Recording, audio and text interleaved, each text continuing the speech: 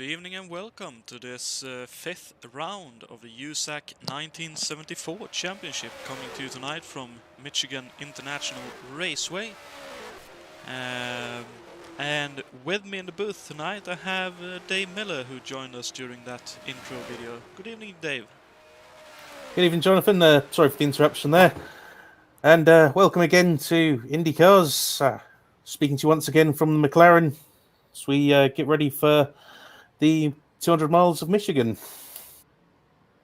And it's sure to be one of the probably fastest events of the year, simply because of the humongous speed that everyone will be carrying around this super speedway, as I would call it anyway, D-shaped oval. Indeed, 2 miles of high banks and average lap speeds of over 200 miles an hour.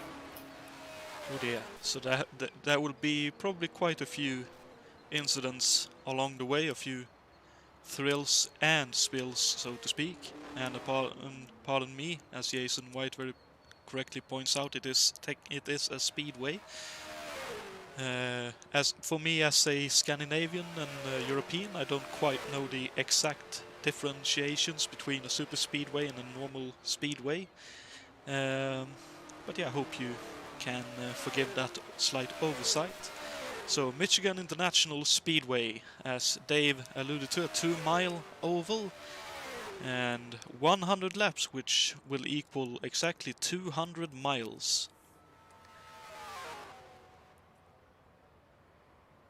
And unless I'm mistaken, the average lap time is about 35 to 37 seconds. Yep, that's correct. Fastest cars we'll probably be seeing lapping in the mid 35 seconds. Spread of the field about a second or so. That'll certainly prove to be a very close competition then. Let's have a quick look at the points, the way they will line up. And we'll first have a quick reminder of the 200-mile points distribution, where the winner takes 400 points home with them after the event. Then it's 320 for second, 280 for third, 240 for fourth, and 200 for fifth, 160 for sixth, and 120 for seventh, and then it drops by 20 down to last points paying position, which is 12th. And to then have a slight look at the overall standings after round 4 last time out. Jakob Fröksen still holds on to the lead in the championship on 1,440 points, but his huge point lead that he had of about 600 points has more or less been completely eroded, as Tiarcanola now sits second on 1,200 points, so only 240 points behind. Peter Lavac is third in the championship at the moment at 860 points, and Cesariusz Szlapinski, despite crashing out last time out, still holds on to fourth on 800 points. And Ray Riddle, driving very consistently and finishing well in all the races so far, is fifth in the overall standings at 735 points.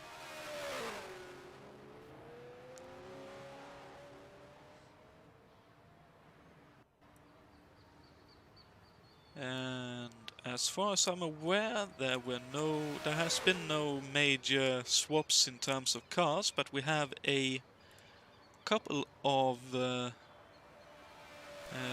newcomers, I believe, for this one. At least one that I know of. There's one, there's two, so we have a couple of newcomers. Just let me get the camera set up for you in the background before I swap over. There we go, and as I just do that as well, we have Indy number 76, Webster Racing Eagle, Ryan, I believe it's Ryan, let's have a quick look just to make sure. Ronnie Larson Miles, a newcomer here at ISO, but hopefully he'll have a good first race here. These ovals obviously aren't very easy to partake in, but hopefully he'll be trouble-free during this race. And we also have Jules Bouchard joining us in a one-off drive in the Eldon Rasmussen Rascar Atlanta. That's a 74 made car. And this will also be, I believe, his first venture at ISO. He is also signed up for the F1 Championship, so hopefully we will see him in, I believe it's a week's time, at the French Grand Prix, which I also believe will be his home Grand Prix. And again, I hope he'll have a problem-free event and a good time.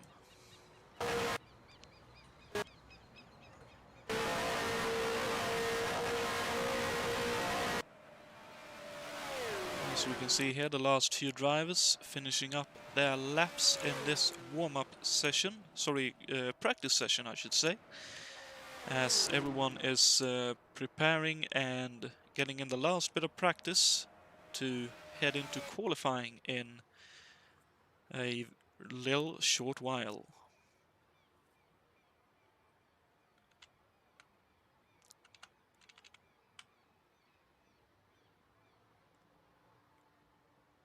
And thank you once again, Jason. Jason White has all the knowledge. I don't. The average speed will probably be around 200 miles, as Dave says. If it's exactly 200 miles per hour on average, it'll be a 36-second lap. So we'll probably be around, I'd assume, like 202 to 196 average over the full stint for the drivers. And I'd expect for most drivers a 2-stop around here due to fuel, but if I'm wrong, then you might know better than me, Dave. Yes, it should be a 2-stop race. The tyres do just about last a fuel stint, but the cars can get a little bit sketchy towards the end of the run. Fuel lasts about 33 to 36 laps, depending on the driver and what gearing they've set up.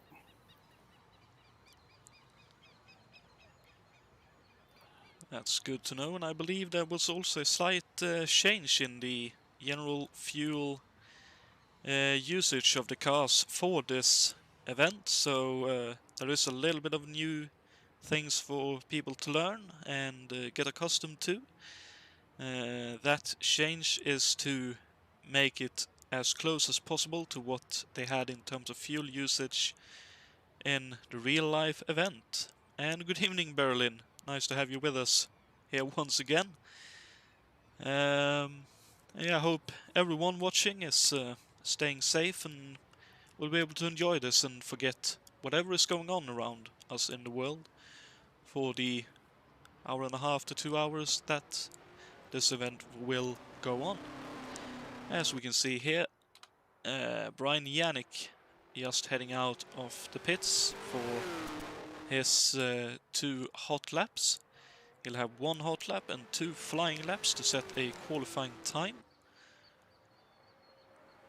And I know that Jason has said that his money is on Brian for this one. The car is relatively well suited to this particular track. And I also know that both Brian and Jason has this track as their home circuit, and I know Brian said that, I believe Brian said anyway, that he never actually got to visit this location before it was torn down and turned into a shopping mall like many other oval tracks around the world, and many motorsport location has been over the years. But looks like Brian has some decent banker lap speed here to get him going. 10th at the moment, half a second off. And on pole at the moment, as always very quick in qualifying at least, is Cesariusz Szlapinski, who I believe finished his second hot lap here by the looks of things and set a new personal best. Alberto Ibanez looks to have done his qualifying run, lines up second at the moment.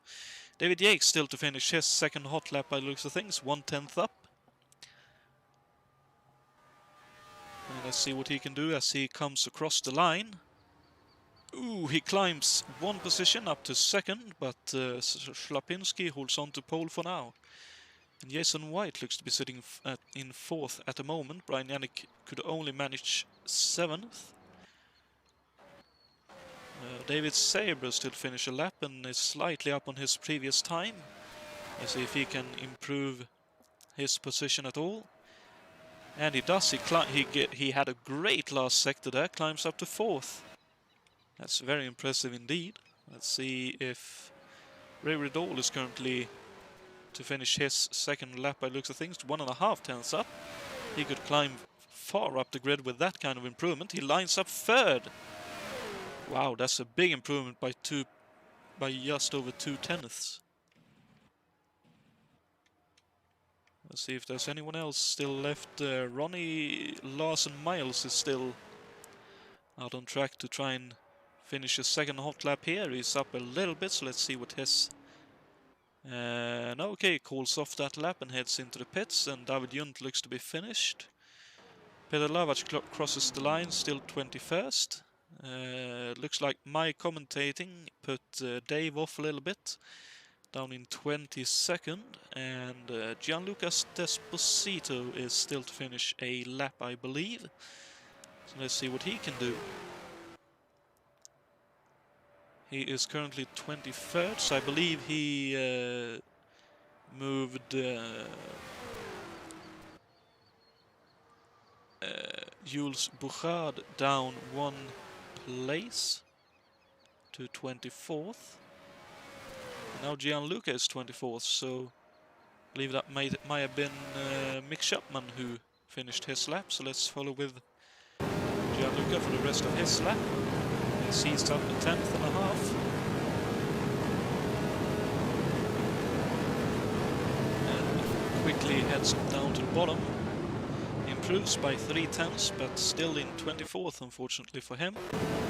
Let's see, Mick Chapman very wide, but up almost 2 tenths. Let's see if he is able to improve at all. As he heads across the line, now 23rd, so unfortunately no improvement in position, but slightly quicker in qualifying. And I believe that was everyone, and on pole will be Cesariusz Szlapinski for AJ Foyt Enterprises.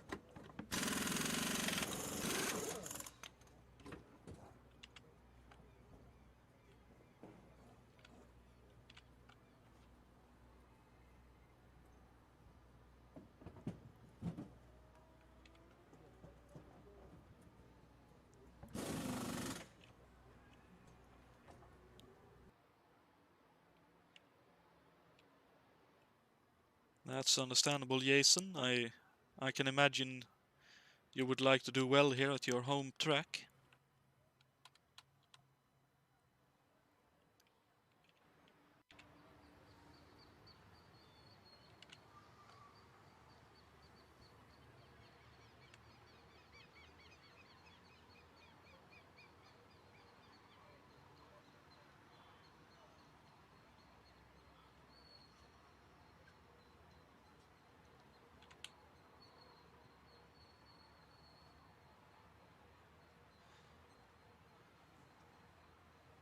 And I believe as well that this is one of the tracks we've made more or less. No, we haven't. It is a track that we've moved over from R-Factor to AMS from the previous championship we did when we did a USAC 1973 championship. And next round, which will be the fantastic Indianapolis 500, We have a scratch-built, new-built Indianapolis for you all to enjoy, and I know Alberto Ibanez is very happy with how that has turned out. And from the pictures I've seen of the project, it's looking to be probably one of the most realistic and fantastic and amazing tracks that has ever been made in sim racing, and certainly probably the closest to real life that we'll ever get in sim racing in terms of the 70s and Indianapolis. So that's something for you all to look forward to as we close in on the month of May.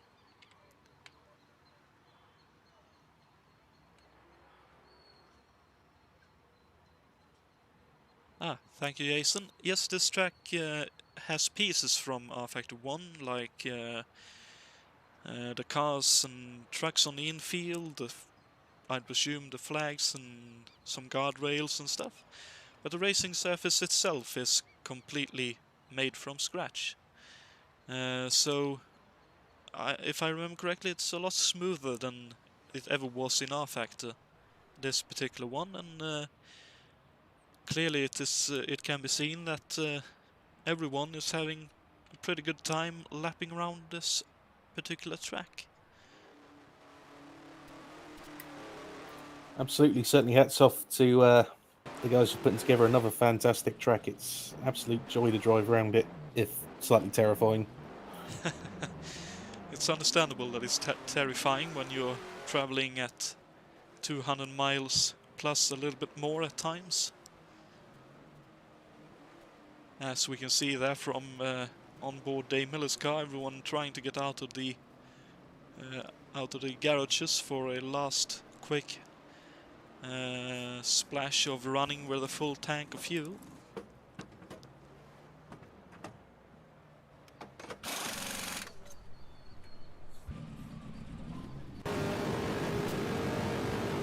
Let's see where Juha is located. I believe he's heading on to the start-finish stretch. Stretch and stretch, but start-finish bits. So let's have a ride walk with him as he crosses the start-finish line and heads into turn 1 via a wide entry, heading down to about the middle of the track. That's generally where the most grip is on this track, from what I have been told and read on the forums.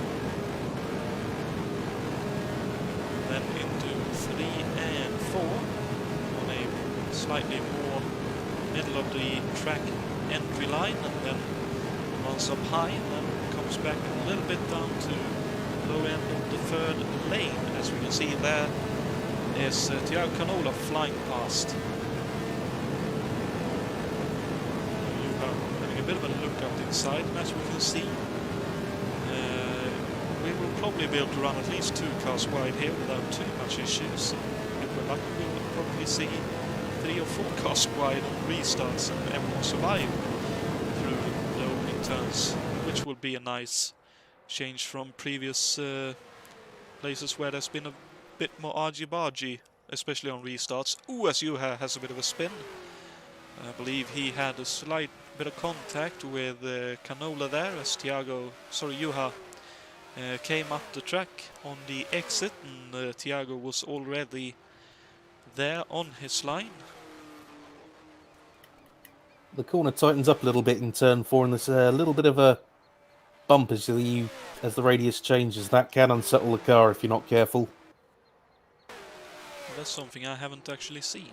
As we can see there, one of the cars heading into the pits, and that's another thing that everyone will have to be mindful of, because the transition between the banking, because the banking is quite steep on this track, can very easily unsettle the car and force you into quite unfortunate situations. Very similar to if anyone was watching the official iRacing IndyCar series that they are running at the moment. They went to, I believe it was Twin Ring Motegi, where several drivers had that kind of issue entering pit lane as well.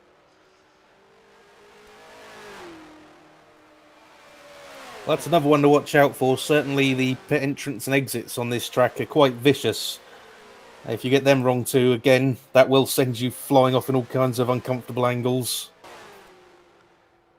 And considering the speed you're still carrying heading into pit lane, it's not unthinkable that you'll hit a wall. Absolutely, this is the 70s. Pit lane speed limits haven't been invented yet. Indeed, I noticed when I logged on it was, I believe, 167 miles an hour or something set as... So it's essentially set the pit speed limit as high as it can go, so that we mirror what was real life. As Dave says, no speed limit, everyone just go as quick as you think is safe, and then deal with it.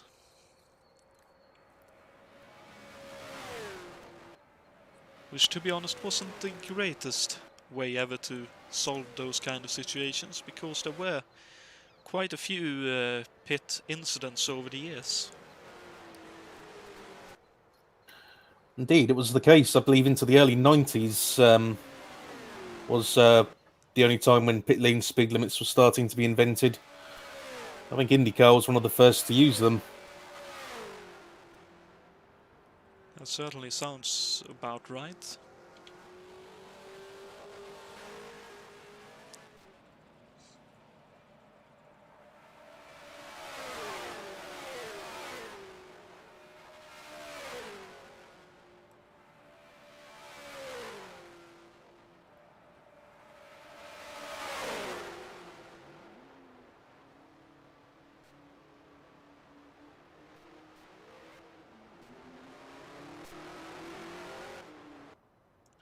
Aha, there seems to be a slight little issue here, so give me just a moment to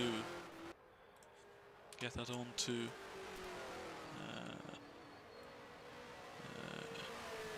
okay.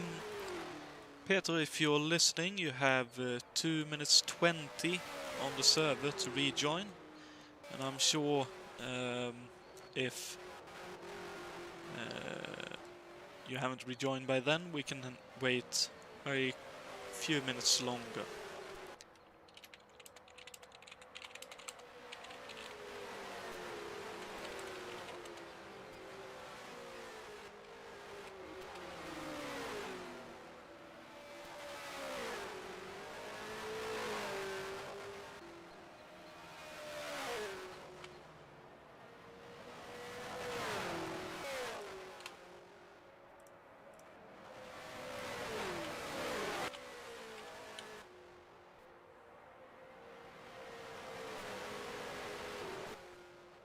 Ah, okay. Good to hear you're in, Peter. Looking forward to see everyone fight here, as we can see Fitch out on track with Fredriksson flying past him. Let's see if we can find Fredriksson. I'd assume he's a little bit further up the yellow order at the moment.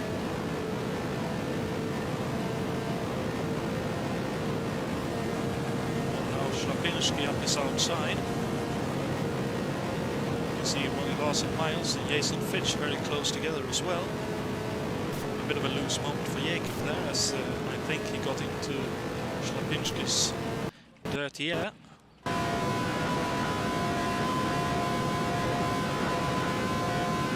I believe Fredriksson will now be heading into the pits.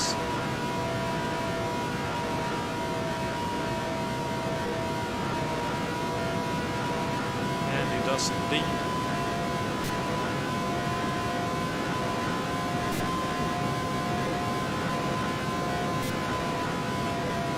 Fish and Miles still running together there, whereas Larson Miles just had a bit of a moment, I believe. Got about 15 seconds to go, and then a quick moving over sessions, and then we will be in the race. And it'll certainly be a speed show, and certainly a scary proposition along the way. So what are your aim for this evening, Dave, for this race? Well, we've had a bit of trouble with incidents in the last few IndyCar races, so primary goal is just to finish with an intact car.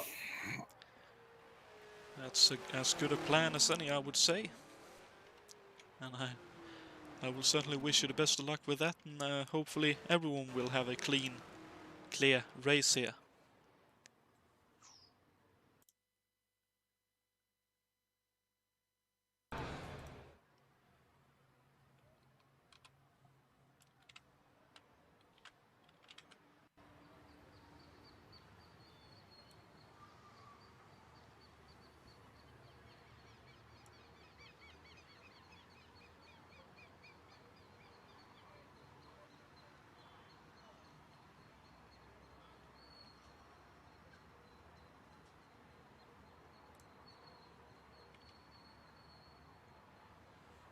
Let's see, everyone is heading on to the grid, and on pole position is Cesariusz Lapinski for HA Foyt Enterprises. Once again, that Coyote is certainly very quick in qualifying. Let's see if Cesariusz can avoid what happened to him last time out and have a better race here. Tiago Canola lines up second for Robert L. Fletcher, and David Yates lines up third for the Excitement Racing. Ray Riddall is fourth for Val Motor, and Alberto Ibanez rounds out the top five for Wells Panelli Jones Racing Team. David Sable lines up sixth for All American Races with Jason White seventh, Dana Scherer eighth, Raoul Jerev ninth, Brian Yannick 10th, Jukka Martinen 11th, with Jakob Fröksen in 12th, Adam Hackman 13th, with Alberto Equino, Alberto Junior that is, 14th, 15th for Jason Fitch, and 16th is Ronnie Larson Miles in his debut race at ISO. Greg Della Chella lines up 17th with David Junt 18th, Juha Bos 19th with Brun Chacon 20th, Phil Lavach lines up 21st with Dave Miller 22nd. Mick Chapman looks to be starting from the pits. Gianluca Desposito lines up 24th, and Jules Bourgeard in his debut at ISO lines up last in effectively 24th then. As we are just waiting for the green flag to come out. And the green flag is out and we are racing here. Looks like everyone has quite a bit of space to work with and everyone is safe to continue this opening lap. As we can see everyone streaming through turn 1 and 2.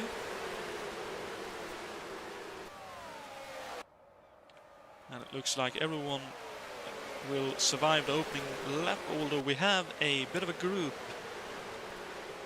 battling here. That's Fitch, Martin and White, Ferguson and Yannick, and Juha Bos. And Hackman and Lavach up to 16th already in this race. It's a very impressive start from him, climbing that far up. Ooh, as Juha Bos has a big slide going into turn 1 there. Now everyone in a line and the slipstreaming can begin. Whereas Ferguson is looking up the inside of Yannick, I believe that is. You can see there Hackman running a little bit wide, but keeping the speed well and truly up. And the dirty air is very prominent around this place with the high speeds. Everyone will have to be very careful not to end up in trouble. As we see there, Lavach now running very wide, as did Bos up ahead.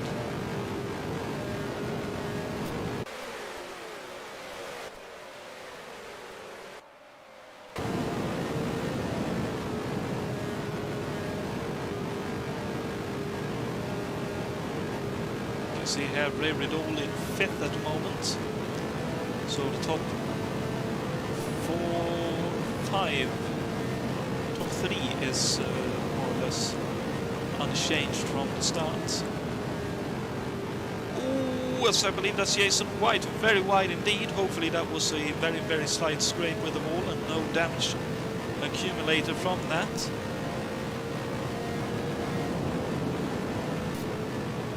Dana Schurer climbing up the field here as David Saber once again running the low line here.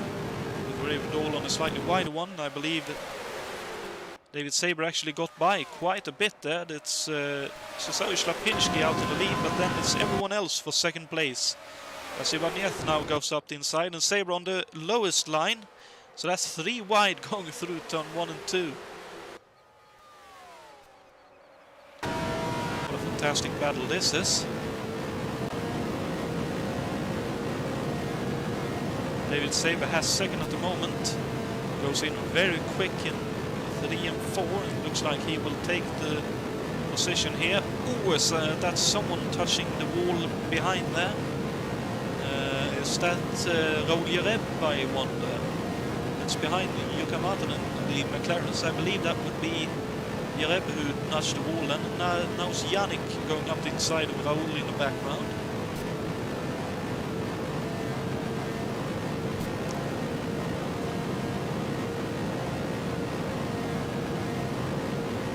Now David Yates under a bit of attack from Ray Riddle. Sure on the very wide line there. This is great to watch. Look at all the different lines. 3 wide coming down the start finish straight. Not quite with an overlap, but still a 3 wide there. Of course on board with David Yates. Sure is still taking the very wide line there. We were all favouring the middle line where most of the grip is.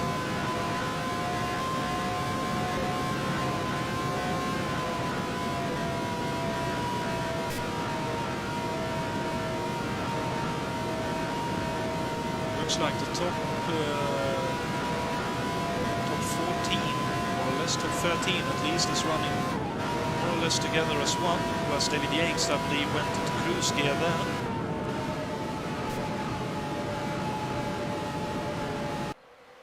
And with a bit of a loose moment in 1 and 2. You see the rest of the field streaming through as well here.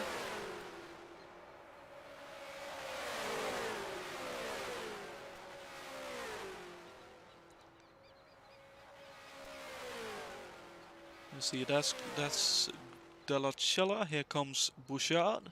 And then there's a few others running a little bit further back, and Joa Bos and Peter Lavac looks to be trying to work together here to catch up to the other guys, and Dave Miller is trying to hang on to them as well, as is David Junt. Let's jump on board with these boys for a while, see how they tackle this oval.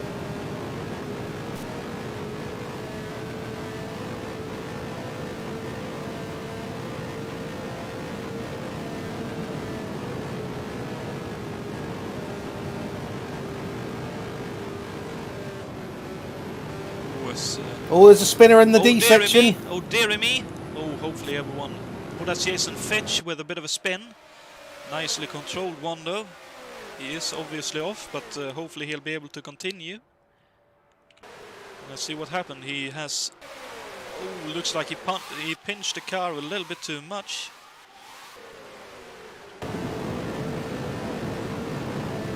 See, he goes to the bottom line. We're sure on his outside. And yeah, that's he's trying to run the low line. Unfortunately, he pinches the car. And there's another one spinning into the pits. I didn't see who it was. Oh dearie me, another one. Let's see, that's Brian Yannick with a spin. Oh dearie me, so everyone having... Ooh! Oh, that was contact with Raoul Jereb, so Yannick got loose in traffic there and got collected by Raoul, who had nowhere to go. And Yannick into the pits and in for repairs. So someone else has spun into the pit lane as well. That's Gianluca Desposito. I believe we'll be seeing Raoul into the pits as well. He's driving around without a front wing at the moment. Oh dear, that's unfortunate. But yeah, he collected Brian Yannick, so no surprise that he has a bit of damage as well. So that's very unfortunate. Both Raoul and Brian has shown some very good pace. Raoul, especially in these oval championships, has proven to be a very handy peddler indeed.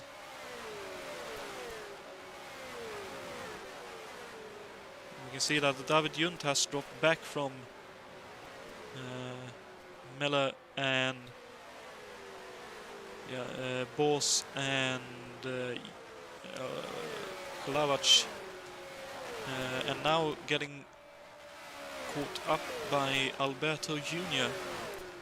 and Bruno Chacon and Ronnie Larsen-Miles doing a good job, running consistent laps and staying out of trouble, at least for the time being, and hopefully it'll continue like that.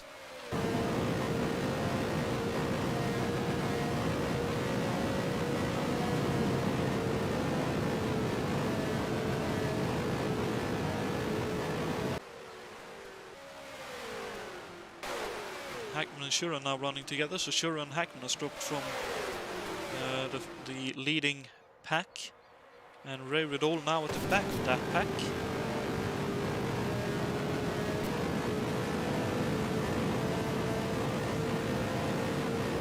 His tires show how we ended up there, but we can see that almost 3 wide. That's Alberto Ibanez running the wide line almost up into Saber. In the meantime, Matanen and that have been Yakes running the low line. Now White still in this leading pack, that's nice to see. Paul Ferguson comes up right in front of White there, checks him up just a tiny bit. Ray Riddle can do nothing of it.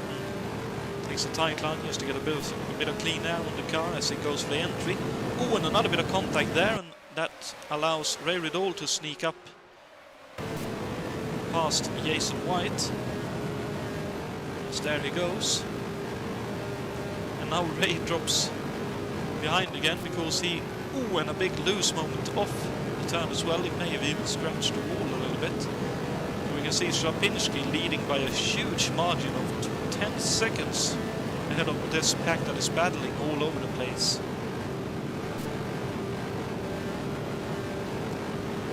We can also see here the smallest bit of a mistake, and you drop a lot of time to the cars ahead. And as soon as you end up like Ray has done here, outside the draft, it's very difficult to catch back up. It's very much like NASCAR races like Daytona, where if you don't have anyone to draft with and work with, it's very difficult to keep up. It's Canola now out wide there, Matanen on the middle line, Saber on the low line. And Jason White with a great slingshot onto the back straight. And Saber drops back just a little bit. He may also have had a bit of a loose moment as he dives towards the inside bottom line.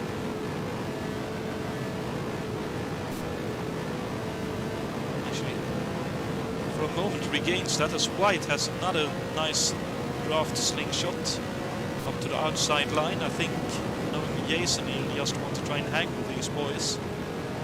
Not so sure about the rest, but everyone is dropping back from Slapinski, who is out alone and well clear of the rest of the field. As Jason now, as that's Jons Bouchard trying to get out of the way. Very nearly was an incident there, but luckily everyone survives that. Can keep on going. Wes Ferguson may have scraped the outside wall. Wes Canola is loose in the middle line. And Jason White on the bottom one, as David Saber drafts up to behind Jason White. And now Jakob Ferguson at the back of the line. Very much a give and take situation, this kind of racetrack.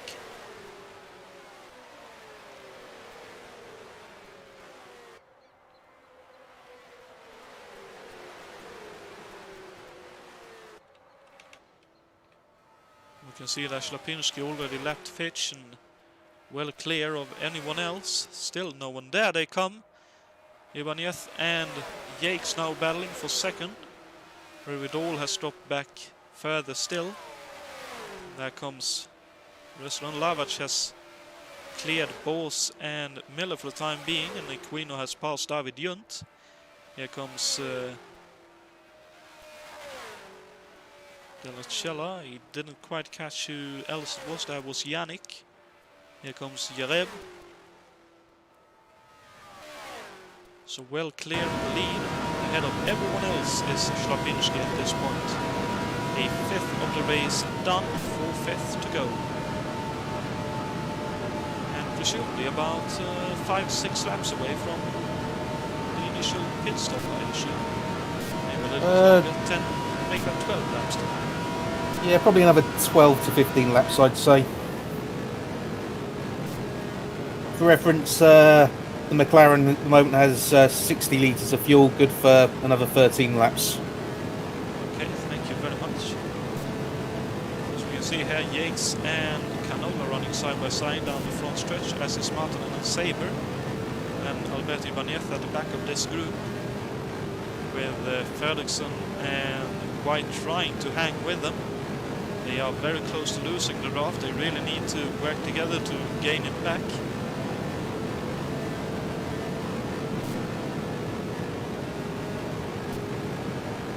It's also very nice to see that we have gone 22 laps so far and no yellow flag.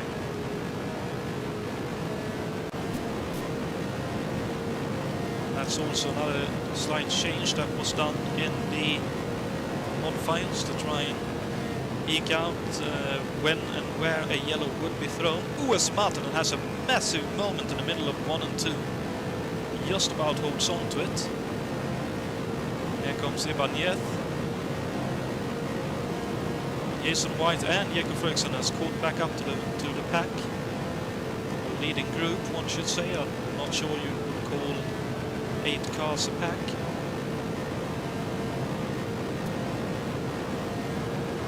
You can see right back there as a small white vehicle is Ray Riddle, trying to do what he can on his own at the moment to keep up and not drop too far back. Schlapinski now has a 15.5 second lead as Yannick sneaks up the inside and takes second. Sorry, that's Canola. Takes second for the moment in time. Apologies for misidentifying the cars. Yannick's and Canola's car are very similar indeed in color scheme.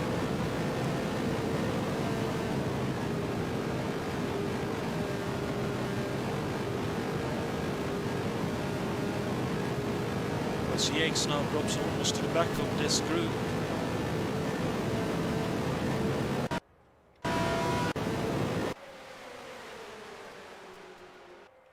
Let's have a look a bit further back, see what's gone on. Hackman is in 10th at the moment in no man's land. Dana Shura the same, unfortunately for her. Peter Lavac also in no man's land. Dave Miller and Joa Bo still at it for 13th and 14th position. And actually being caught by Equino and Junt at the moment. So a 4-car train developing once again, involving Juha, Miller and Junt. And now with Alberto Junior in with them. And he's doing a very good job, I must say. He's keeping out of trouble and running nice and consistent.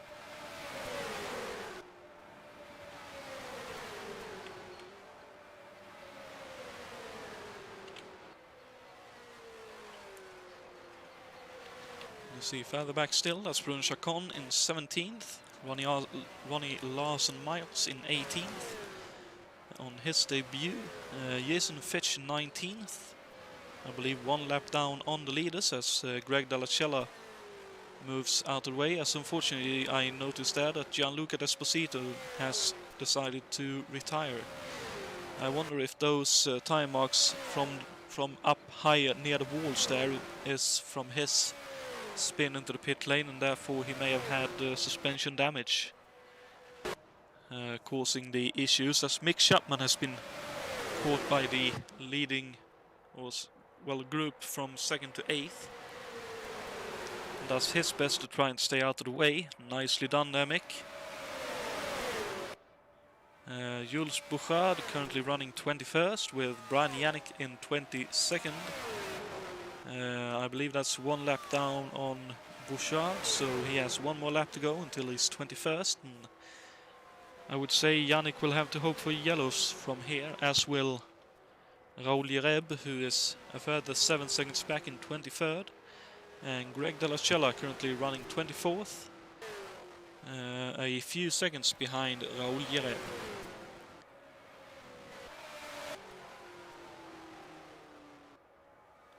And that was someone up high near the wall. Was that Ronnie Larson Miles, I believe, in that car, in a bit of trouble. And here Canola still pursued by Martin and Saber. White, Ibanez, Ferguson, and Jakes has actually dropped from this pack. Not by much, but he's dropped a little bit, and that could be very hard to regain for him. He has 2 seconds to try and regain, and I don't think he'll be able to do it. Unless he has some wonder speed that no one else has had so far in this race. Well, apart from Schlapinski, I should probably add. Him and that Coyote is flying around this Michigan International Speedway.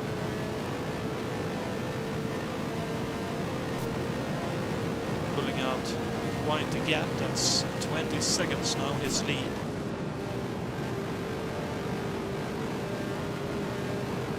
As we can see there, the Felspanelli Racing Team teammates of White and Ibanez trying to work together to not put each other in too much trouble with the dirty air.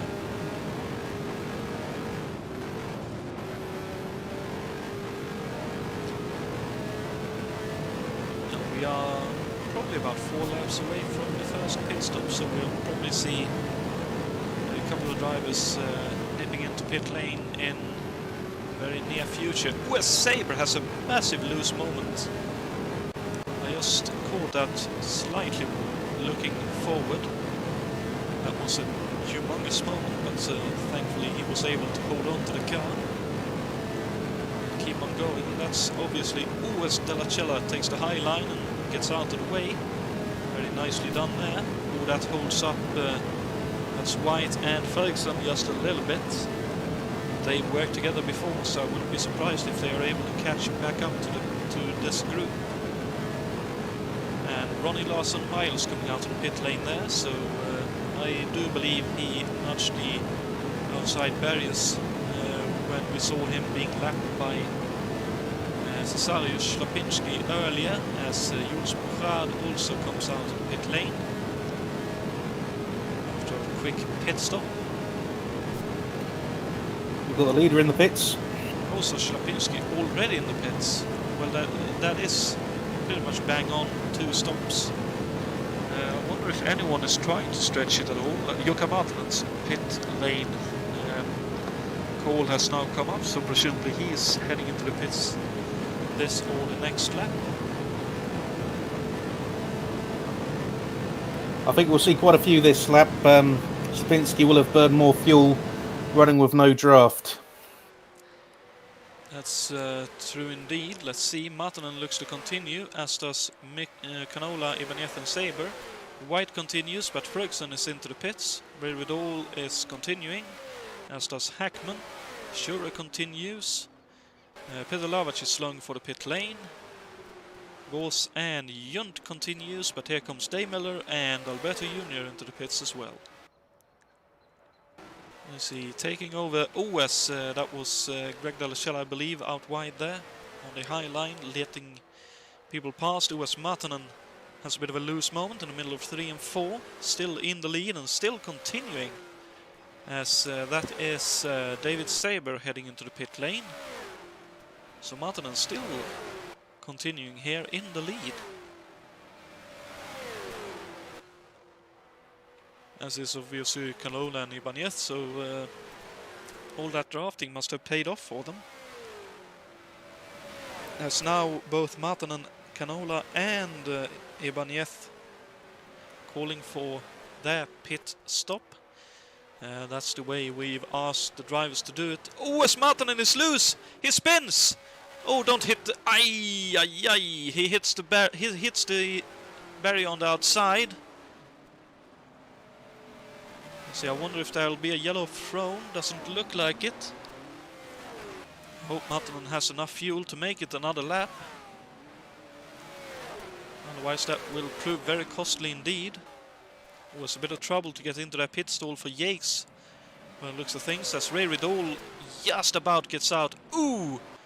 That was Juha Boos, I believe, who almost hit Ray Riddle as Ray was heading out to the pit lane.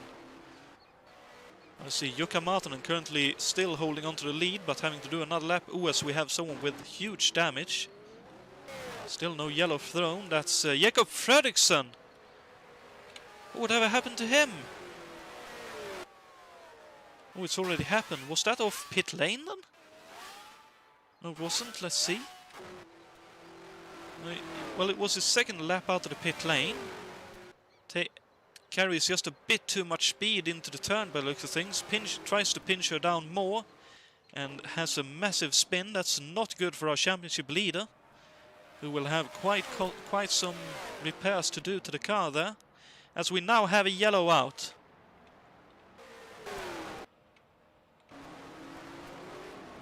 Just about time, some people may be feeling here, as we can see that Ślepinski has retaken the lead.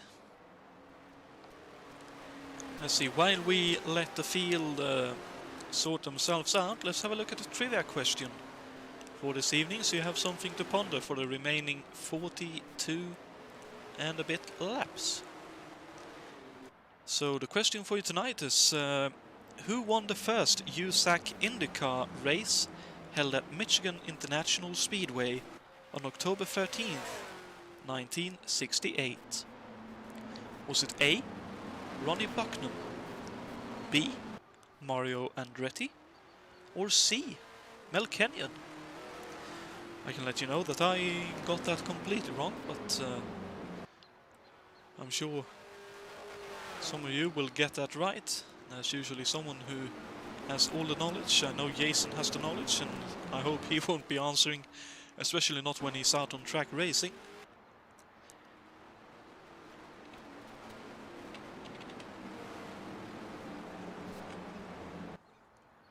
So let's see, in the lead at the moment is Cesare Ślepinski with a couple of lap cars ahead of him in front of the safety car. Teo Canola is second with David Saber third, Yakes fourth, Ibanez fifth, and his teammate Jason Whiting sixth. Seventh for Adam Hackman with eighth for Jason Fitch. I wonder if Jason is the... oh, let's see.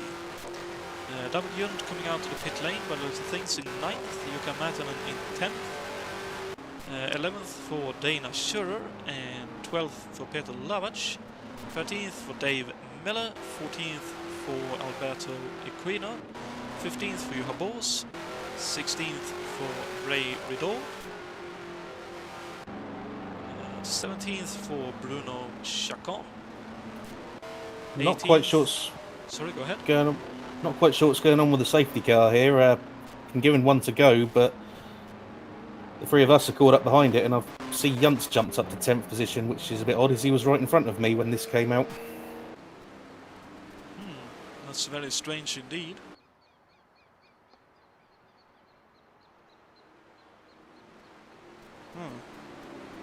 So, by the looks of things, we'll have 10 cars on the lead lap, unless Schurer, Lavach and Miller have a bit of luck with the safety car, as would Alberto Jr. need to have for us to have 14 cars on the lead lap. But as we know in oval racing especially, cautions breed cautions, so let's see what happens there. Here as the safety car comes in, and we are about to head to the green flag and restart. As there we go, the green flag is back out, we are back racing, and looks like Schurer has had a bit of a tardy restart there, with both Lavach and Miller jumping past her, as Juha Boos climbs up to 14th around outside. And of course all of those guys will want to try and keep ahead of Cesare Ślepinski to avoid going that lap down,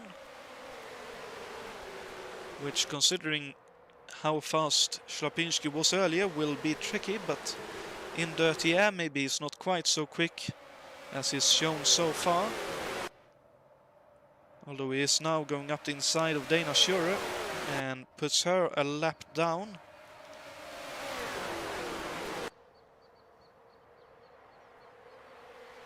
Canola shadowing him very closely behind.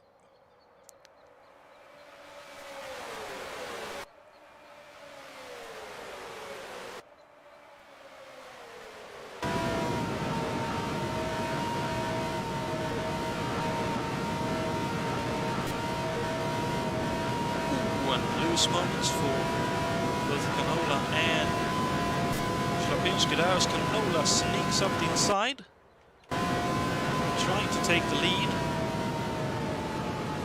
Oh, they are sandwiching Dave. Dear me, that looked very close indeed. All three survive and live on to fight another day.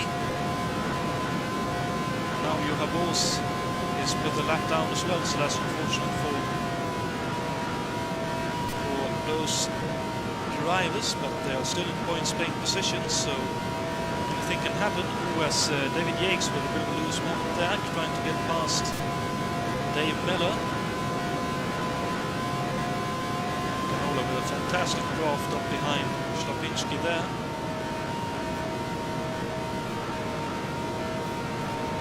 You can see how hard the drivers are having to work this dirty air. It's certainly playing up, putting many of them in very tricky situations.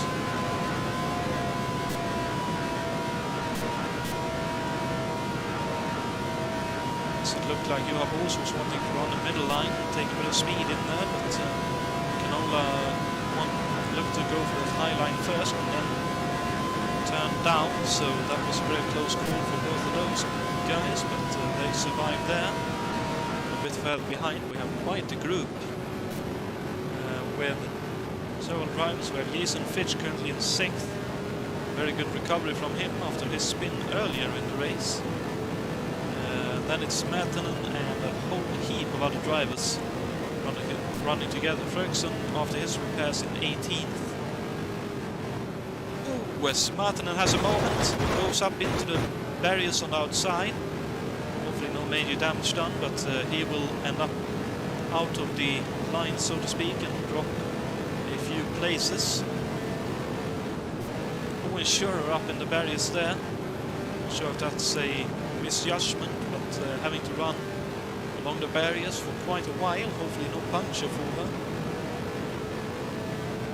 Junter in 9th and Jason White in 10th, and all of them trying to keep out of trouble and make their way past the or slower traffic, depending on how you look at it.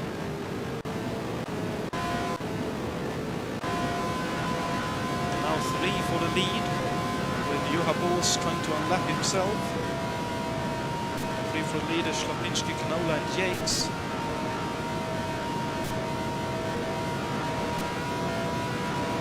As we're very much nearing half distance in this race.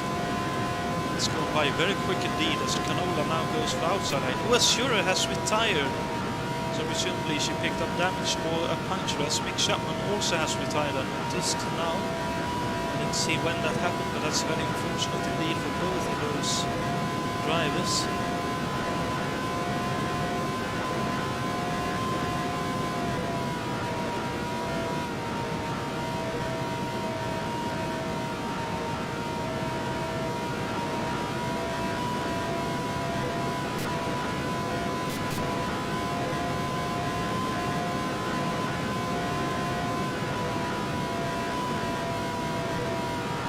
Definitely looking to try and keep these guys and unlap himself if and next yellow comes out.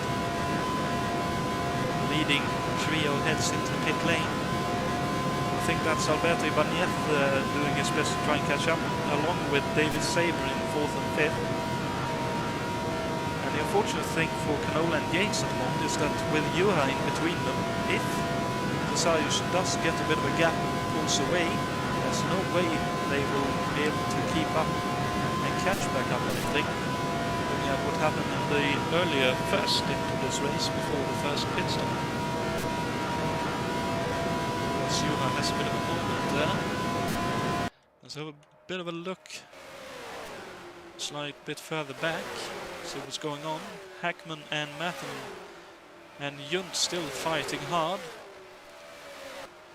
And Jason White has dropped a little bit further back from those guys and now running with his long-standing sparring partner Bruno Chacon. There rarely goes a race where I don't see them in this series running nose to tail in one way or another, be it on the same lap or laps apart.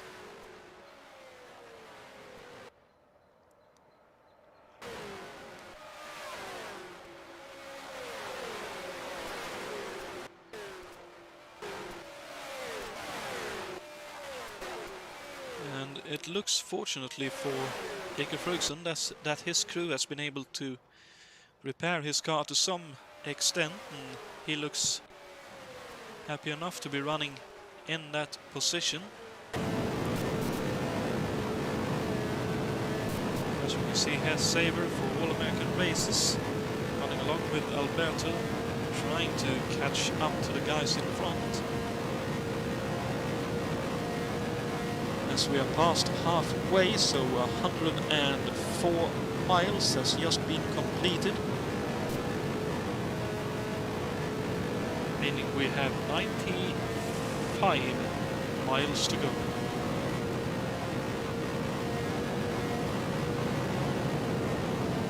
No, that's not a miscalculation, we're simply measuring that from what point on the track the drivers are.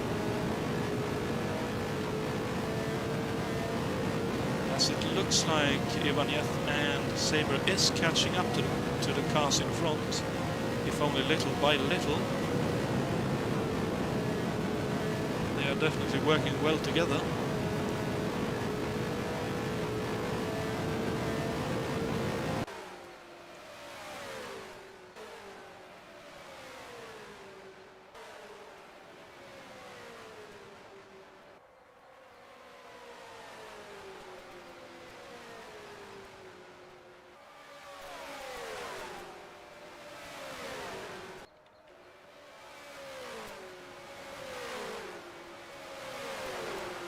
Jonatan and Hackman very close together there. Matanen has dropped just a tiny bit further back.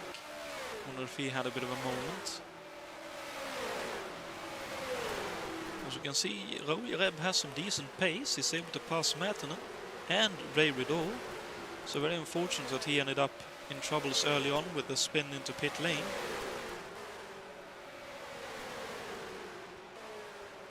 No, sorry, he didn't spin into pit lane. He collected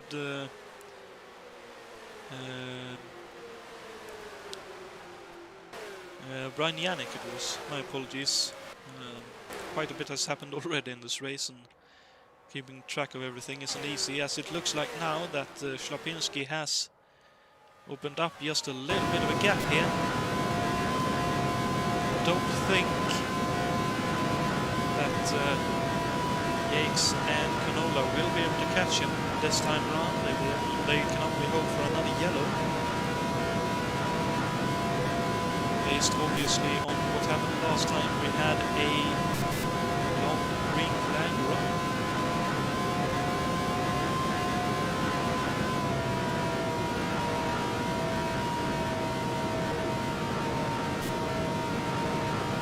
Also see that Ivaniev and Saber has caught up to what was the trio ahead, now only the duo second and third. You are trying to hang with them. Not sure how happy David Saber is with that at the moment, but you are certainly proving that he has some decent pace in the car list. But with a bad luck with the timing of the yellow, where he ended up compared to the safety car, just like for Dave Miller and Alberto Equino. And Peter Lavich, obviously, he was in that group as well.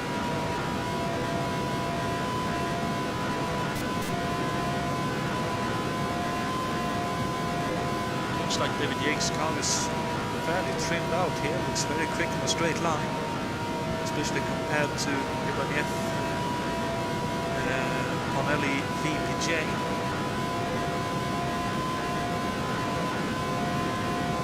But here they go.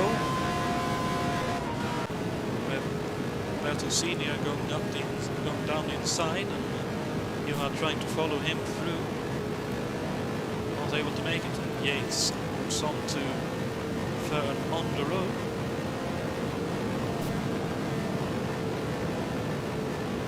Oh, and Greg Dalacella on the wide line. highline. Oh, as Alberto hits the wall on that side. Oh, that's not good. That's very unfortunate indeed. I think he had to pinch the car in a little bit as Dalacella tried to let them by.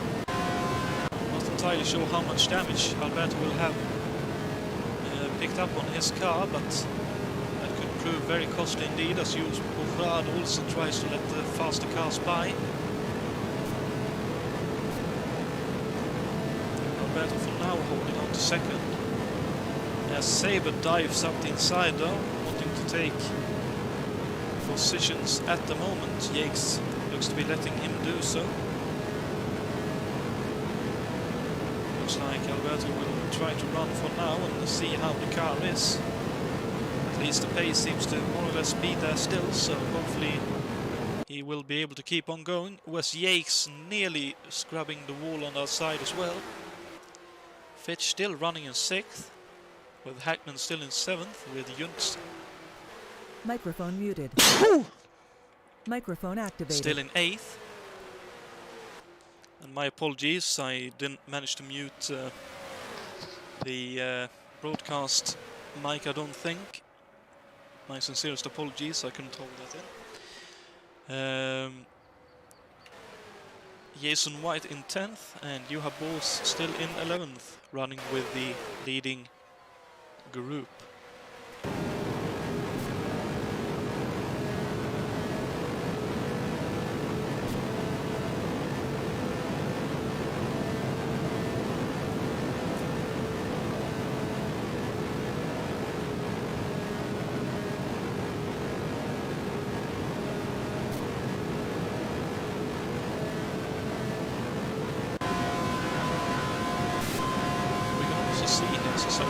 He hasn't been able to pull as big of a gap as he did previously.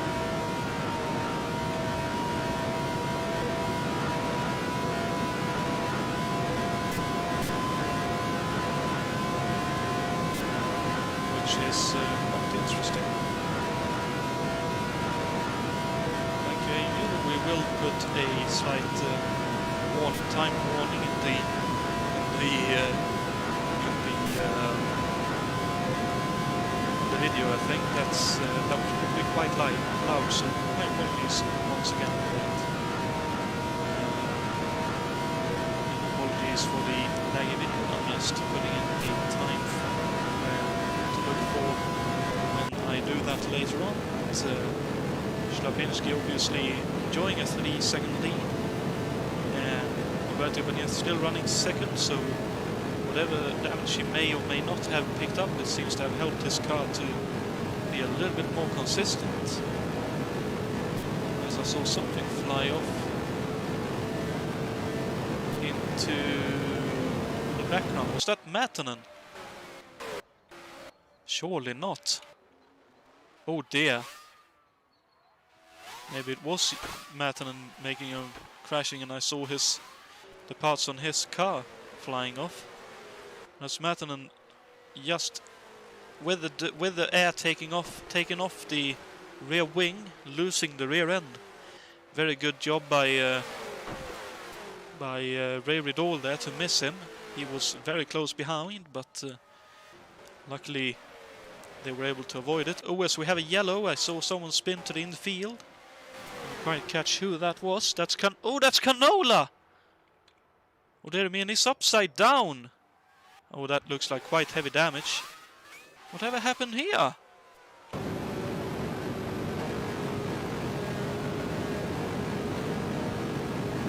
Is he running behind? Oh, someone has spun up ahead. Let's see if we can catch. Oh, don't tell me that's his teammate Yannick. It is. Oh no. Oh.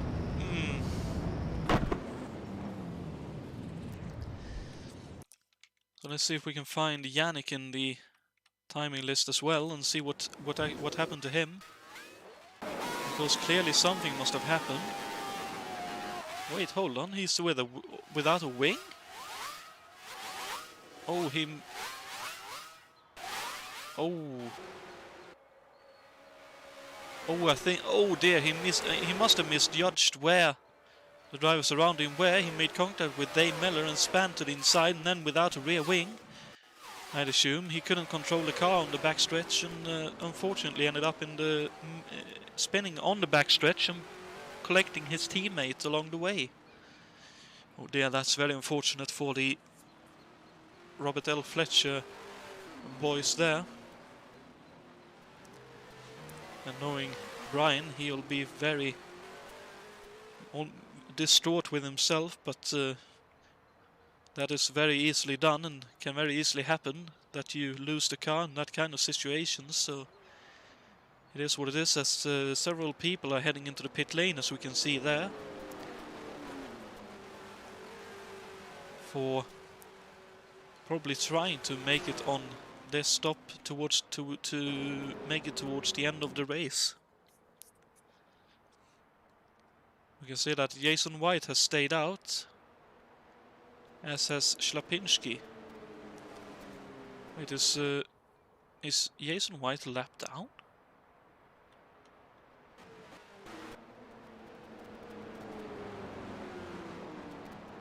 Was he in the pits as the yellow came out then? Because he was well on the lead lap at the time, just before the yellow came out. He must have been.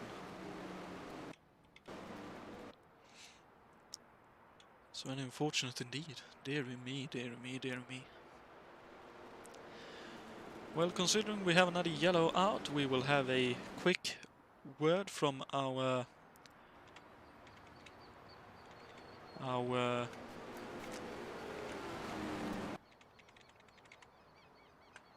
broadcast friends, and when we come back, racing will resume. End of this lap. Dear me, then let's not do the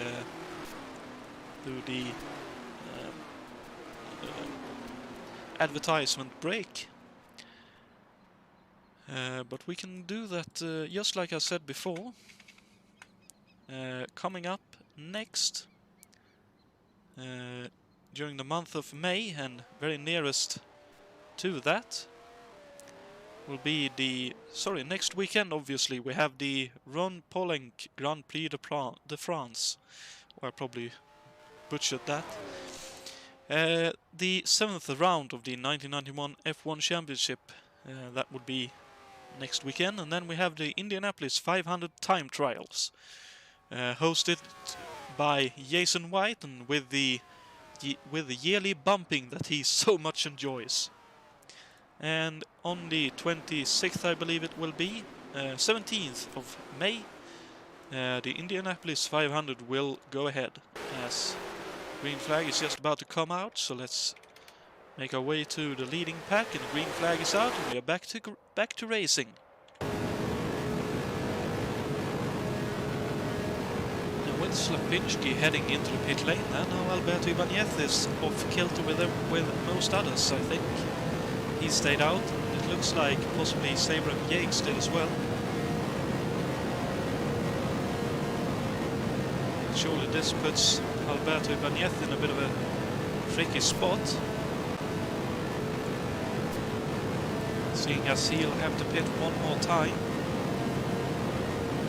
And unfortunately Greg Della Cella has retired as well. I didn't catch when that happened, but that's very unfortunate for him as well. He was doing a good job staying out of trouble and letting faster drivers pass, but it's just one of those things. These races are very tiresome, considering the speed everyone is traveling at.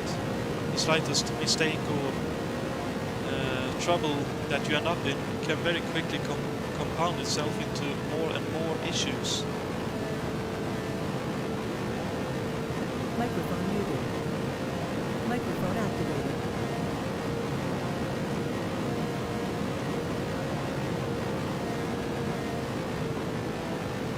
David Saber now holding on to the lead. Looks like he has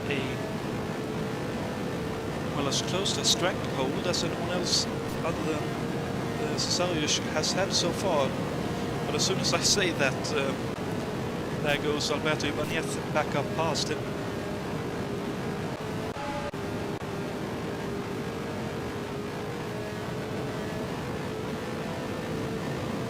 One driver who, as always in these races, just like Swiss clockwork, stays out of trouble most of the time and runs consistently, and suddenly, hey-ho, we're in the top 5. David Junt. So that's certainly a dark horse for this event. I wouldn't be surprised if he picks up a podium finish just because of his track record. Another one who has profited so far is Adam Hackman, also staying out of trouble, but in a 4th position at the moment.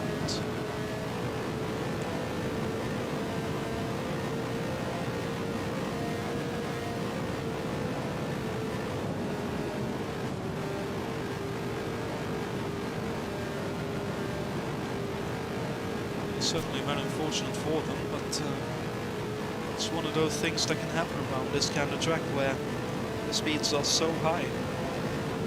But the way it's looking at the moment, I believe, unless Jakob Ferguson has made his way into the points, he hasn't. So at the moment, none of the leading drivers in the championship will score points. I think the highest placed driver who is currently in the points is Peter Lavac in 8th.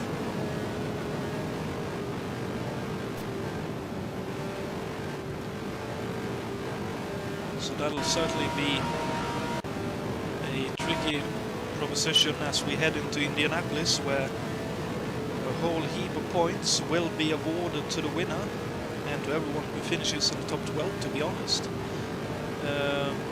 But the championship will probably be very, very tight indeed when we head in now. So it could certainly have a change of phase very quickly when the 17th of May has passed. But coming back to this race, David Junt looks to be sitting here in 5th, not doing too much to try and make positions. He's just hanging with them, doing what most drivers will probably do. If you're unsure what to do yourself, do what the leader does.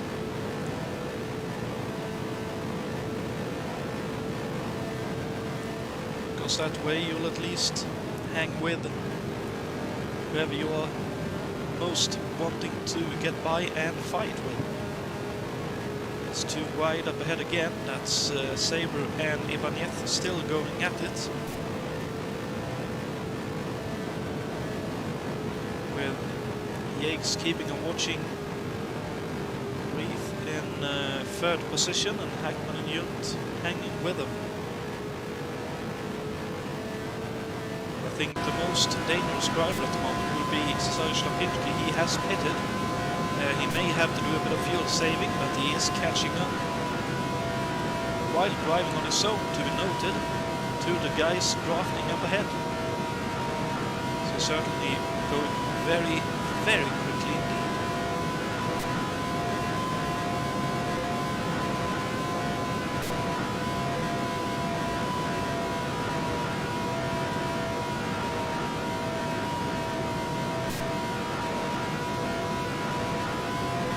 Just to give an idea of how quickly, I nudged 228 miles an hour on the back straight a few laps ago, and I don't think I'm the fastest around this track.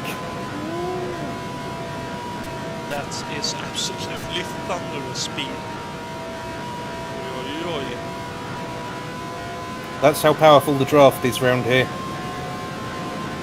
White is now Sayush sneaks past the lapped car. I didn't quite catch who that was. That was Peter Lavac in 8th at the moment. So doing a good job. And it's great to have him back racing, it must be said. And he's doing a great job sitting in, I believe he's in 3rd place at the moment in the championship. And with those points he will close up to, I believe, within 400 points of the championship leader, as now Sasayush goes up the inside of David Junt and trying to hold the bottom line. It was Junt with a dirty air, runs wide. Slapinski with a good drive off the corner somehow actually outpaces Adam Hackman on the exit, but Hackman with a draft down the front. Gerb straight holds on to 4th at the moment, as Yates is very wide up ahead in 3rd.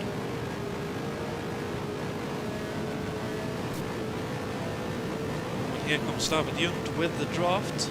Not sure he will try to do anything with it, as we have 20 laps to go, and presumably a couple of drivers still having to pit. As I'm not sure all the leaders pitted during the last yellow.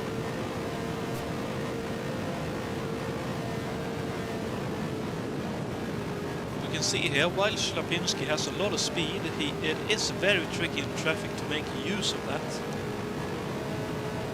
Although it looks like he is probably in position now to get past Hackman. He certainly tries on the low line. And slides up into the middle line, but that should be okay. Ooh, as Hackman runs just a little bit wide, nudges the wall, and both him and Yates loses a position each to Ślepinski, and now Ślepinski with the draft dives up the inside and into the lead.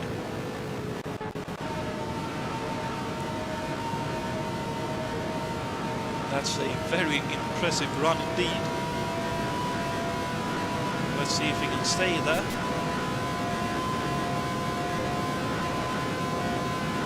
Ślepinski has clearly been the quickest driver in qualifying in most of the events we've had, but he has had the odd troublesome situation for himself, which is why he's not in the top 5 at the moment in the championship standings. But with this, he would certainly move himself very nicely up into a striking position ahead of Indianapolis.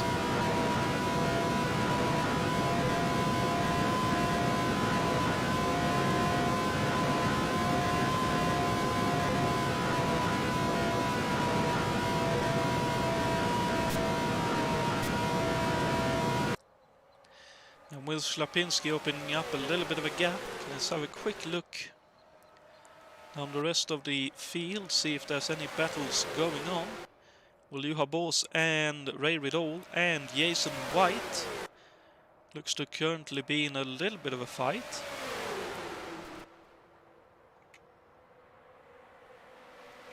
And I also noticed Dave Miller currently sitting in 12th, so still 1 point in your hands at least. And Alberto Quino in 13th, a few seconds behind that. And Jakob Fredriksson 14th, another further lap back. As Ray Riddall and Juha Boos there, running side by side.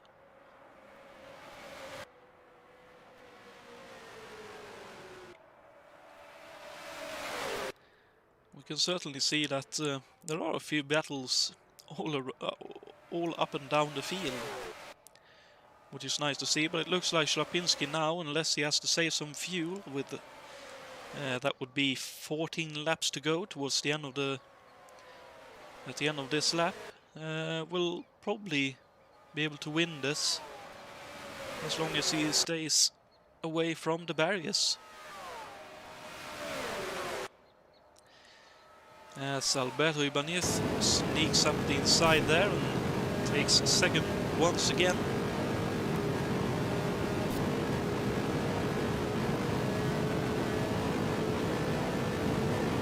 Here comes Saber back up the inside.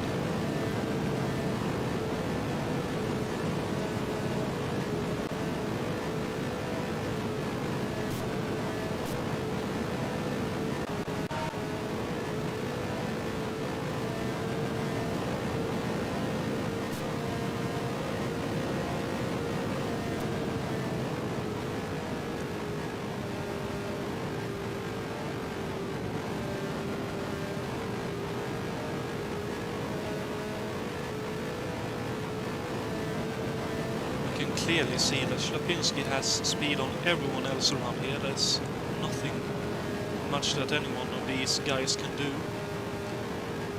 They were given a bit of a chance with a untimely pit stop. Ooh, as Hackman has some very loose moments there on the extra 4, just about able to hold on to it. They were given a bit of a chance with Ślepinski with an untimely pit stop towards the end of that yellow flag run, but clearly he just has a little bit in hand compared to all other drivers. Sabre on a very, very low line there. He is able to stay off the outside barriers though, but that looked a little bit of hold on to your hat and ride it out kind of situation.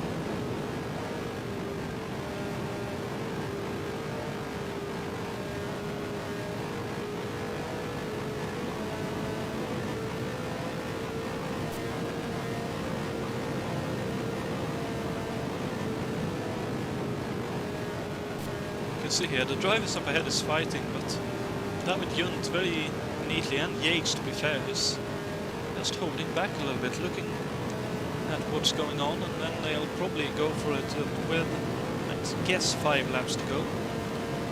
And with the history of these kind of oval races here at ISO, it'll probably have a very, very close finish, maybe not for the win this time around, but certainly for 2nd, 3rd, 4th, 5th and 6th. And I'm really happy for Jason Fish to see him running in 7th at the moment. He's had torrid luck in these races. He had an incident early on, but with 10 laps to go, more or less, looks like he'll pick up some nice points here. I'm sure he'll be very happy with that.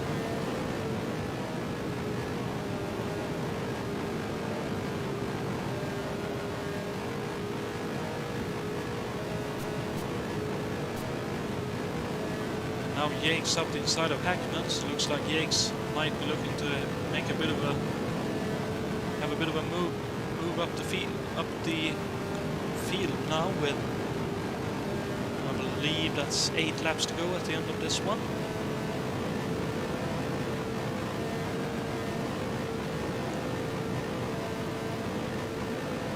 Yes, there he goes past Hackman with the draft of Sabre.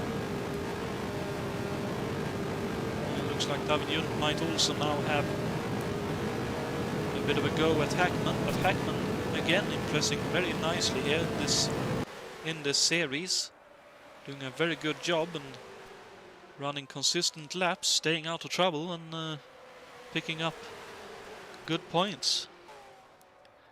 And here comes David Junt, looks like he has a bit of a run, as does Yates on the duo in front of him. We're heading for a bit of a wide entry there, possibly looking to try and cut back.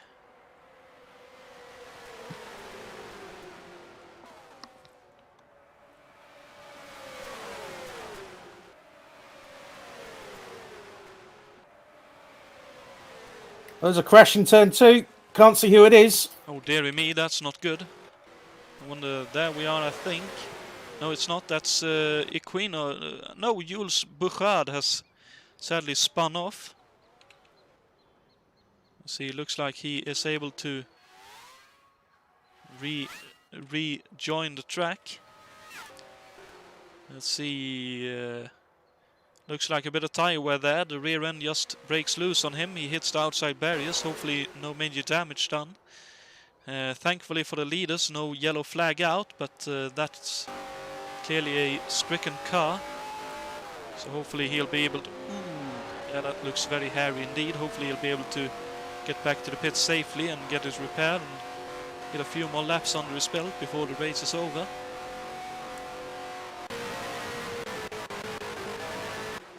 Oh, the battle is still on here. The 4-way scrap for 12th to 9th. So let's follow this for just a moment here. As Miller looks up the inside and it looks like he may... No, actually White gets a very good run off the turn. Miller gets a little bit loose due to the air being taken off his rear wing. He drops a little bit behind the trio in front, but the way they are battling, I wouldn't be surprised if Davis will catch up very quickly indeed. Oh, as Jason White hits the outside barrier. Clearly trying very hard indeed. When Fitch now almost in a bit of a sandwich there. I'd assume a little bit unsure where exactly he should go, but there we can see the difference in the cars. Jason White with his preference to loose cars, rear end hanging out through turn 1 and 2, and Dave's car a little bit more pointing straight compared to what Jason White's car was doing there. But up in front, Schlapinski is enjoying a 6-second gap, but David Junt now took 5th away from Adam Hackman and 3 wide up ahead for 2nd, 3rd and 4th. Yates in 2nd now, so he has made a move. I believe 2 laps to go at the end of this lap. Oh, just about, I believe, avoiding the outside barriers, that was David Yates. When Junt got held up, here comes Hackman back up past David Junt. That was, I believe, Bouchard coming out of the pits after the repairs to his car.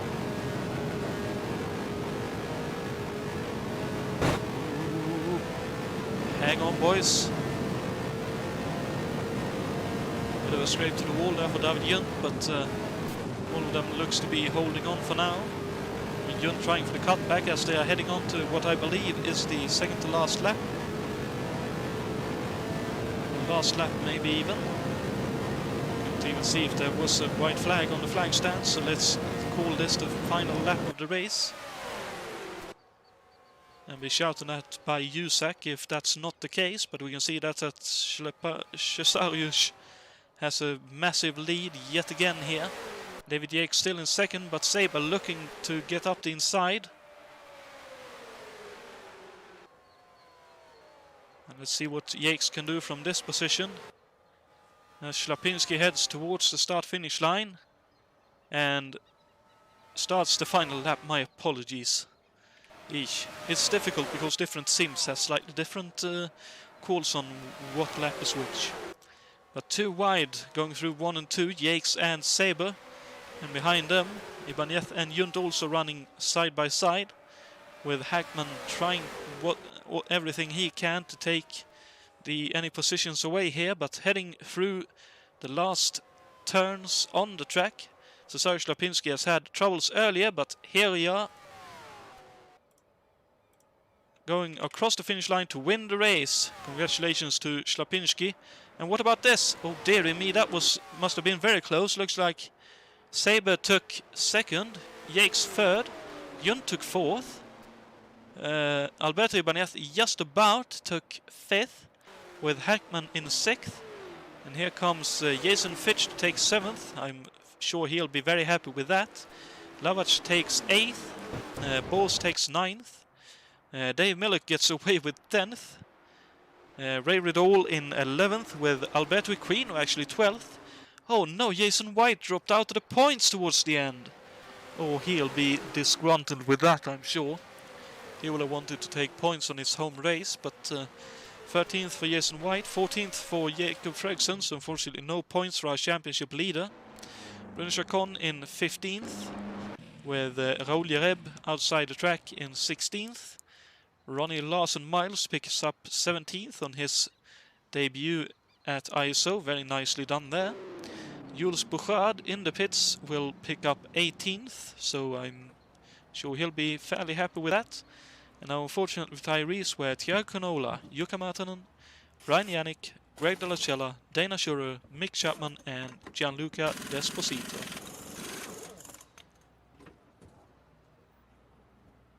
So while we await for drivers to join us, we will have a quick commercial break, but don't go anywhere, because on the other side of this break we will have a look at a trivia question, hopefully have a couple of interviews lined up for you, and have a quick look at what's coming up in the coming weeks here at ISO.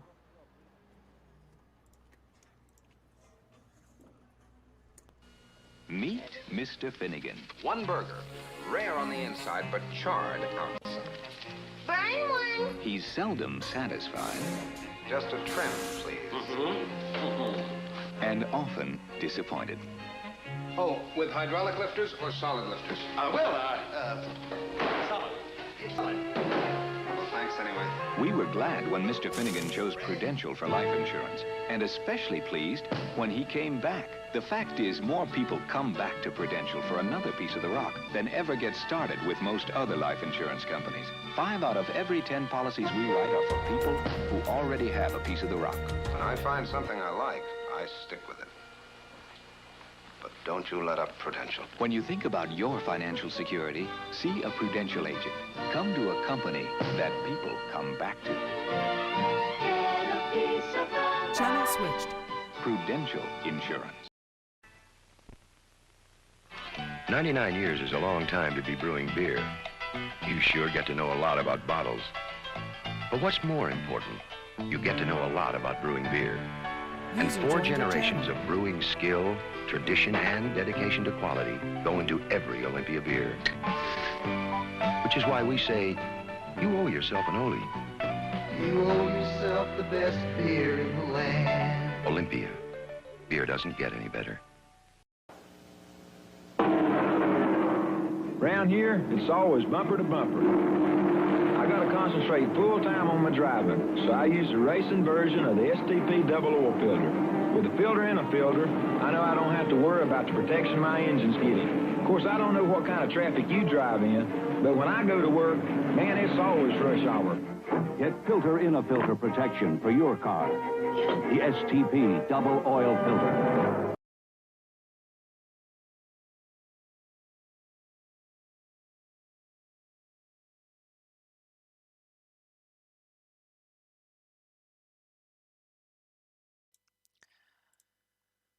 And we are back, and unfortunately it looks like no one has joined us yet for interviews, but we'll see if anyone does so. But in the meantime, let's have a quick look at the trivia question.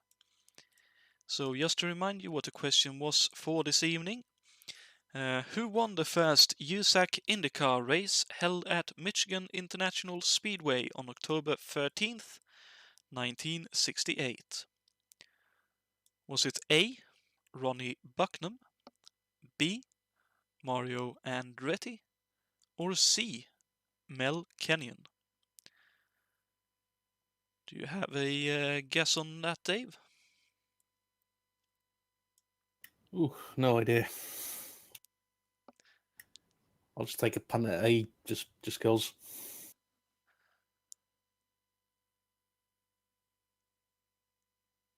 And that's correct. Well done, Dave. It was Yay. indeed it was indeed Ronnie Bucknam who won the first IndyCar race held at the Michigan International Speedway.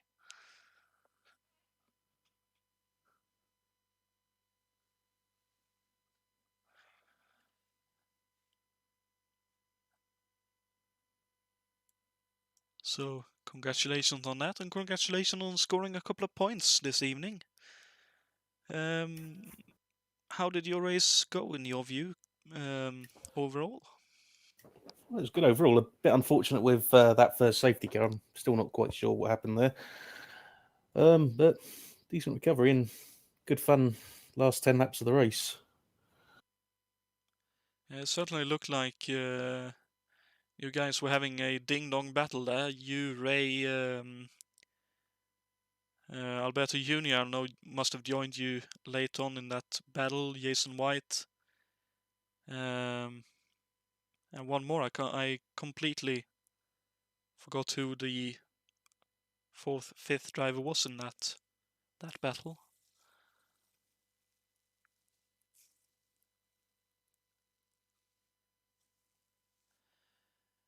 And Barry Lynn, I believe that I'd assume that was Bucknam's only victory. I'm User basing joined that on your the fact that channel. I've never ever before heard his name. Given that I'm much younger than the year it's taken up on, but I'd assume that's the case. And we are now joined by David Junt, who finished again in the top 5 in a ISO USAC race. Congratulations, David. Hello. Thanks, Jonathan. So looking at your race, you were taking it quite easy early on and just let it come to you. Was that the case, or how did you see your race? Just went with like the base setup from the forum, and then just tried to have some good laps.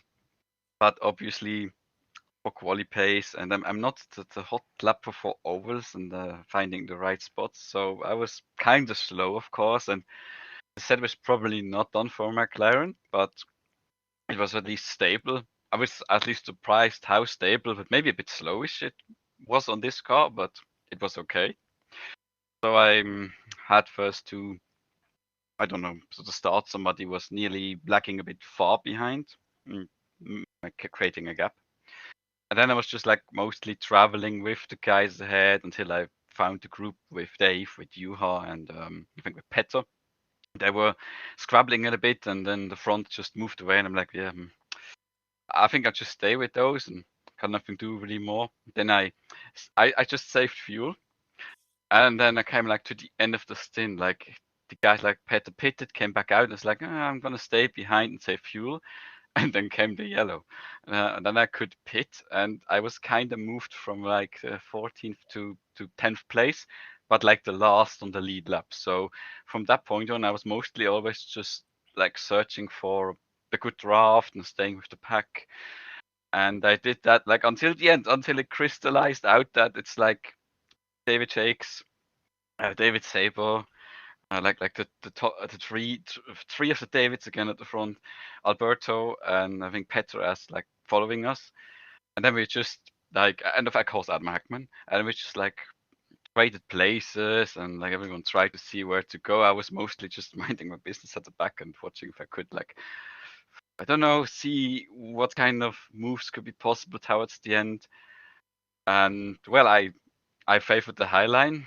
I used it, and gotta say I'm sorry to Alberto for exit last turn, because like I followed the high line and the draft, tried to hang on to David's, and he tried to hang on to Saber's slipstream, I think. And I think on the front stretch we like I wasn't quite knowing if he came up to cover or not, and if I had to go down to try to get a slipstream off him or not. And then I was kind of behind him, and when I tried like to evade to the right, it was already too late. I think I gave him a push, and then he spun through the infield on the grass. So yeah, that was not my aim to do that. Sorry for that. So maybe, I don't know, it's stole fourth or fifth. I don't know. I mean, in the end, I would have been happy with the top 6 anyway. It was just fun to be in the field and driving. So yeah, I'm sorry to Alberto for having pushed him like there. Was not my intention to do, and yeah, sorry about that. Well, it certainly sounds like, despite that last corner kerfuffle, you had a very good race there and enjoyed yourself, which is great to hear. And looking forward to next month, the month of May, we have the Indianapolis 500. Is that an event you're looking to take part in, seeing as you are a former winner of the 500-mile races? I don't think you've won the Indianapolis before, but I'd assume that's one you would like to take. I remembered like I think the 2018 season on card 88 on R Factor. I remember it was like a triple win by Swiss drivers wins. I think I took the Michigan, and I know that Jari Brubacher took the Indy 500 and the Penske. Mm-hmm. And the third race was, what's the other one? It's not I think, was the last 500 miler. I was surprised that one trial. Yeah, that was a really good year there. I was surprised with that too back then. Yeah, I've seen that I was free for this race and took part, and it was fun. I'm just surprised. I was like expecting a much longer race. But I looked into my scheduled races, and I think the weekend for Indy is also free. So I'm looking probably for a drive at the 500 as well. That's very good to hear, and I look forward to seeing you at Indianapolis once again. Hope you will have a good event there, just like you had here. Yeah, same. Just like hanging on with this because I noticed I saw like the top 5 or 6 or all those, and they just flew away. I was like sitting back there thinking, they have good setups, really trimmed out really fast. And so I'm probably not going to be at the front. Maybe as I go through the field and having a slipstream, then probably swim with them, but not really leading the field. So I'm probably going to try to attempt that at Indy 500 as well if I get in. Yeah. That sounds very good. Okay, thank you very much for joining us, David. Let's have a quick look at what's coming up here at ISO in the near future. We have Ron Poulenc, Grand Prix de France, the 7th round of 16 from the 1991 Formula One Championship. A tight, twisty and tricky circuit coming from the wide open spaces of Mexico last time out, so expect a slight switch up in which drivers will be at the front, I think, anyway, and will certainly be a very interesting race. After that, on Sunday, May the 10th, so the weekend after, the time trials for the Indianapolis 500 will take place, the round 6 qualifying, with bumping hosted by Jason White, and I'll probably try to qualify the Canyon Coyote simply because I'm probably the only driver who actually enjoys driving that garage-built car. So I will be driving that, I hope, anyway. And then the crown jewel of May, the Indianapolis 500, will take place on Sunday, May the 17th. Round 6 of 13 from the USAC 1974 Championship. So again, congratulations to our podium and all our finishers and participants. And any final thoughts on this event, Dave? Well, it's certainly a good enjoyable one. Nice to get some good long green flag running in, and definitely looking forward to Indy in a few weeks. That's certainly one of my favourite events of the year. Sounds very good, and I agree with you. It was very nice to see. I believe we only had 2 yellows this event, so looks like the slight change in the files for the series has worked wonders, and we got to see some great racing, some close fighting, and I believe the first win for Schlapinski, which is also nice to see with that Coyote. So with that, until next weekend, take care, have a great week, and we'll see you next week. Good night, everyone.